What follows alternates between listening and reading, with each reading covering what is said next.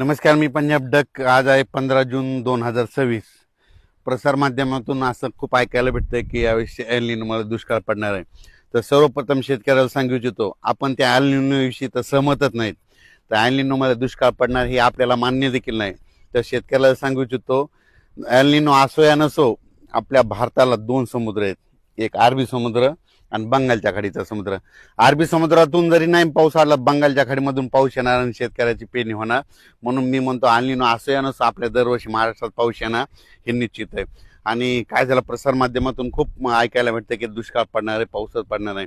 पण शेतकऱ्याला एक सांगू इच्छितो, शेतकऱ्यांना घाबरू नका. म्हणजे काय होणार आहे, या जूनच्या शेवटच्या आठवड्यात काय होणार आहे, पाऊस येणार आहे आणि शेतकऱ्याच्या पेरण्या सुरू होणार आहेत. म्हणून हे अंदाज लक्षात द्यायचा. आणि याच्यातून जर काही शेतकरी राहिले तर 10 जुलै ते 15 जुलैमध्ये पुन्हा एकदा पाऊस येईल, त्याच्यात पेरण्या होणार आहेत. पण दुष्काळ वगैरे काही पडणार नाही, म्हणून हा प्रथम शेतकऱ्यांना अंदाज लक्षायचा. काय झालं, महाराष्ट्रात मान्सून दाखल झाला, पण दाखल झाल्याच्या नंतर परत ते स्थिरावला. पण ही परिस्थिती, वारं सुटण्याची परिस्थिती दरवर्षी कधी असते, पाऊस पडल्याच्या नंतर पुढच्या महिन्यात असते. पण यावर्षी काय झालं, सुरुवातीला आल्यामुळं हे शेतकऱ्याला असं वाटतं की यावर्षी पाऊस पडणार नाही. आणि त्याच्यामधून काय झालं की प्रसार माध्यमातून बरं भेडसावत आहे की दुष्काळ पडणार आहे. शेतकऱ्याला सर्वप्रथम सांगतो, यावर्षीचं साल सगळ्यात चांगलं राहणार आहे. जूनच्या शेवटच्या आठवड्यामध्ये चांगला पेरणीयोग्य पाऊस पडणार आहे. सगळ्याच्या हळूहळू पेरण्या सुरू होणार आहेत, म्हणून हा अंदाज लक्षात येतात. सर्वप्रथम मी म्हटलं होतं ना, 7 ते 14चा एक टप्पा राहील, त्याच्यानंतर 20 ते 30 राहील आणि 10 जुलै ते 15 जुलै राहील. ही असंच परिस्थिती राहणार आहे. यावर्षी जून महिन्यात थोडाफार पाऊस कमी राहणार आहे, जुलैमध्ये जास्त पडणार आहे, ऑगस्टला कमी राहील, सप्टेंबर ऑक्टोबर परतीचा पाऊस धुमाकूळ घालणार आहे. पण दुष्काळ वगैरे काय पडणार नाही. तर तुम्हाला सांगते, यावर्षी शेतकरी हिताचं साल आहे, शेतकऱ्यासाठी खूप चांगलं आहे. शेतकऱ्यांनी घाबरून जाऊ नये.